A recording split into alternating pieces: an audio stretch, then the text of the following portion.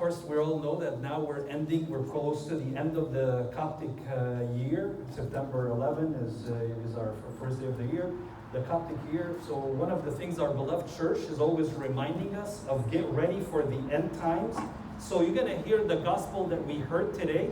We're going to hear something similar to it again, because next Sunday is going to be towards the last year, end of the Coptic year. So you're going to hear our beloved mother, the church, is reminding us, wake up, O sluggard, have you slept the whole year? And we're talking about spiritually sleeping. And I want to talk today about the danger of spiritually sleeping. One of the verses that kind of touched my heart is, how long will you slumber, O sluggard?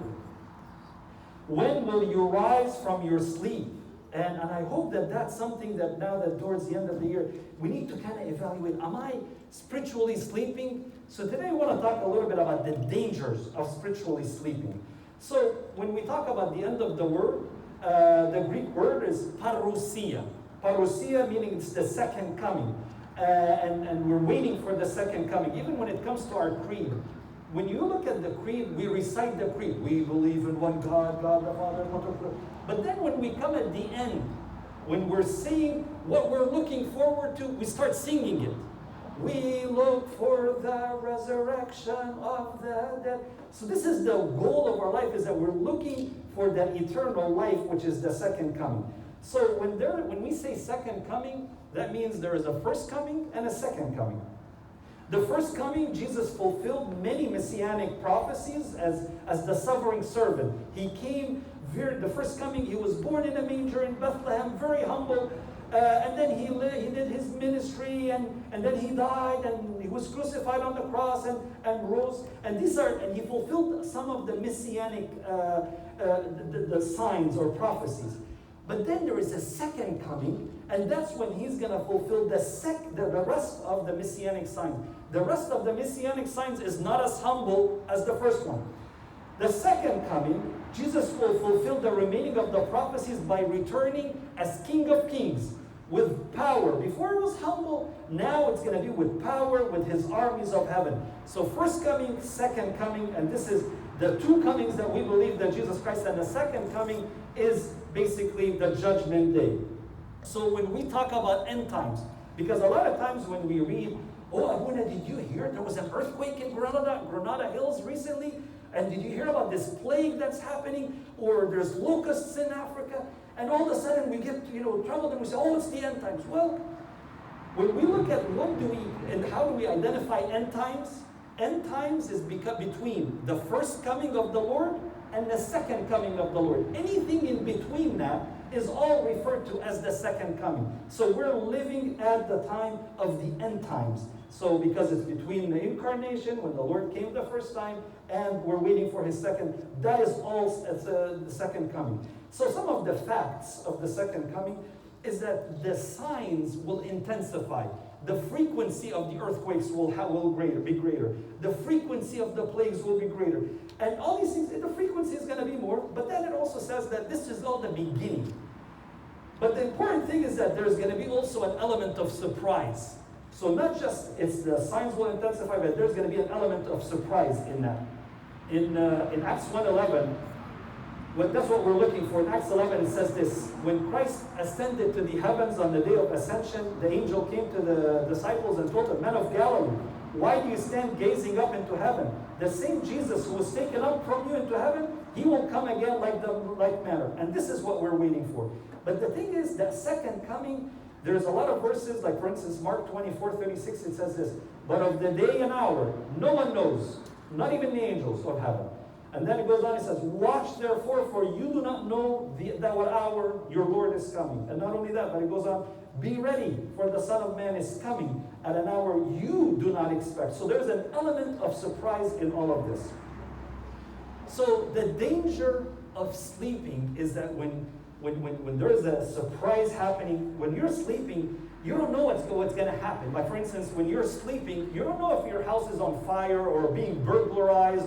You don't know maybe if the world is being overturned. When we're sleeping, there is a complete lack of awareness. And today's gospel in Mark 13:35, it says, "Watch therefore, for you do not know when the master of the house is coming, in the evening, at midnight, at the crowing of the rooster, or in the morning, lest coming suddenly he finds you sleeping." And that is the danger. Finds you sleeping. And it says that what I say to you all, watch. So sleep is a dangerous, spiritual sleeping is a dangerous thing for a Christian. And like we said, when somebody is sleeping, he's not aware of what's going on. When you look at Jonah, when he was running away from the Lord, and there was a storm in the ship, and what was Jonah doing? He was sleeping. And then the mariners came and says, "What do you mean, O sleeper? Arise and call upon the name of your God." And then also in another parable that Christ mentioned, he says that you wicked and slothful servant, because he was sleeping. In Corinth, the church of Corinth, he says, "Awake unto righteousness." The church of Ephesians, he told them,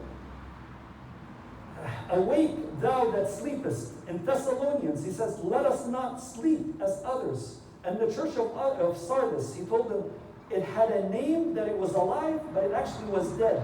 So there is a danger of sleeping, and it's important for us to remember and to evaluate towards the end of the end of the year. Is that how am I spiritually sleeping or not? In Romans 13:11 it says, "And do this knowing the time that now it is high time to awake out of sleep." So if I'm spiritually sleeping, and my beloved church is reminding me, how is your spiritual life? And I gotta tell you, there could be a Christian that could be coming to church, but spiritually sleeping. And it's important to us to remember and awake that spirit inside of us. What do I need to do to get up from this spiritual sleep? Because I could be going through the motion and not really worshiping or being close or feeling the Lord in our life. When in a storm, it's hard to sleep. But when things are quiet, it's very easy to sleep. And that's one of the things sometimes to a Christian, when everything is going right, finances is all lined up, married, have children, and everything is good and it's harmonious, then all of a sudden, it's easy to get asleep. When do we wake up? We a lot of times wake up when there is a storm. When I lost that job, or when I'm not able to pay the bills, or I can't find a job, or maybe just had an accident, or maybe had a serious illness. And sometimes it takes a storm for us to wake up from that sleep. The call for each one of us is to get up from the sluggard. Wake up, O sluggard. And sometimes, not just also when things are going fine, sometimes as we get older. As we get older, we tend to get complacent in our life. As we get older, we tend to, comfortable. I've lived all my life, and sometimes we get, like for instance, Lot. Lot was not young when he was drunk and sinned. Abraham was not young when he lied. Jacob was not young when he cheated his brother. David was not young when he committed adultery and murder. St. Peter was not young when he denied his Lord. And one of the big ones, Samson. Samson was a good judge, but when he sinned and he lost everything, he was not young. So it's important also as we get older that we don't get complacent in our spiritual life and we lived all on, but it's important that we get stronger. Samson really touched me in my life. It said, Samson, lost everything. I wanted to read you, it's part of Judges 16:19. When did Samson, the bottom of the dip? It was on the lap of Delilah. But look what was happening on the lap of Delilah. In Judges 16:19, it says this: Delilah lulled him to sleep on her knees. So to take the mighty Samson down, he was sleeping. So she lulled him to sleep on her knees and called for a man and had him shave off the 7 locks of his head. Then she began to torment him, and his strength left him. When was his strength left him?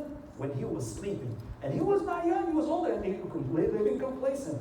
And in verse 20 it says, and she said to the Philistines are upon you, to wake him up.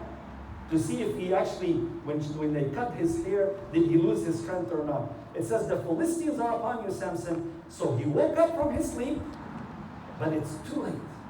He woke up from his sleep and said, I will go out as before at the other times and shake myself free.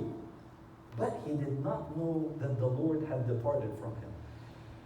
I pray to God that now that, the church is reminding us, get ready for the end times. And we, instead of getting bogged down with, is this COVID-19 is the end time, or this earthquake in Grenada, or this earthquake, or this war is the end times. Better than all of that, focus on itself and tell I pray that each one of us, we're convicting ourselves, wake up, you sluggard, how long are you going to sleep? I pray that the Lord will prepare us for the second, when that spirit is taken away from us, that we're spiritually awakened and awaiting for that, like that wise servant, and all the glory be to our God forever. Amen. Blessed are they